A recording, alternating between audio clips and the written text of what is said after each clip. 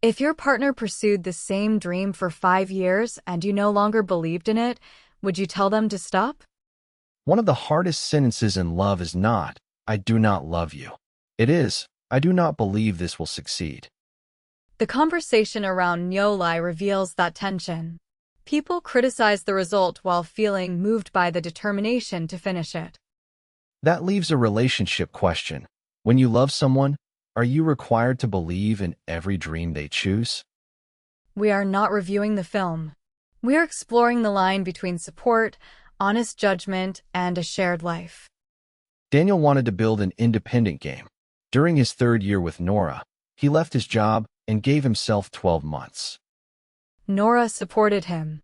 She tested levels, edited his writing, and paid more rent because she did not want to discourage him. A year passed without a finished game. He kept saying it was almost ready while their savings and travel plans disappeared. Nora became anxious, yet every conversation ended with, "I believe in you." She feared that doubt would sound like a withdrawal of love. Daniel became defensive. When she asked whether the budget was sustainable, he heard, "You think I am incapable like everyone else." One used silence to protect the relationship. The other used the dream to protect his self-worth. Reality became impossible to discuss. First, supporting a person is not the same as believing that one particular strategy will definitely succeed. You can respect their passion while honestly saying, "I have serious doubts about the current path." Real support is not endless reassurance. It can include reviewing progress, risk, cost, feedback, and needed changes together. But doubt does not give you permission to declare their dream worthless or humiliate them with phrases like unrealistic, delusional, or talentless. Critique should address observable facts. Contempt turns one uncertain decision into a verdict on the person's entire value.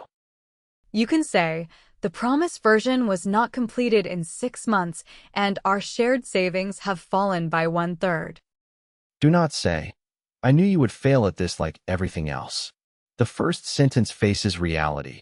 The second creates shame and defense. Second, ask who is paying for this dream, not only financially, but emotionally and practically. If your partner uses free time, meets shared responsibilities, and carries the risk, you can worry without controlling the decision. If rent, debt, chores, and every shared plan keep moving onto your shoulders, however, it is no longer only their private dream. When one person's persistence requires permanent rescue, both people deserve a voice in the timeline, budget, and boundaries. Love cannot become an unlimited credit line. You should not have to sacrifice your safety to prove that you believe in someone.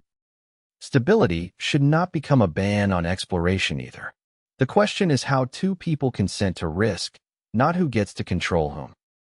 Third, replace the vague sentence, "I cannot support you," with a clearer sentence, "This is how far my support can responsibly go." For example, "I can cover more rent for 3 additional months, but after that we need to divide living expenses equally again." Or, "I can test the game once each week, but I cannot discuss the same panic until 2 in the morning every night." A boundary is not withdrawn love. It turns invisible sacrifice into an arrangement both people can see, accept, negotiate, or refuse. Daniel may not need Nora to guarantee success. He may need her to listen seriously to why letting go feels so painful. Nora may not need him to quit immediately. She needs proof that their shared life will not remain suspended inside the phrase, "Just wait." Fourth, give the dream review points instead of using one dramatic deadline as a final judgment on success or failure. Agree to review 3 months later. What was completed, what users said, how much money remains, and which options are now realistic. The options are not only victory or surrender. They might include a smaller scope, part-time work, collaboration, or keeping it as a serious hobby. That is not turning love into project management. It prevents unlimited hope and unlimited anxiety from controlling both people's lives. Keep one counterpoint. Not every rational-sounding objection is actually based on evidence or shared responsibility.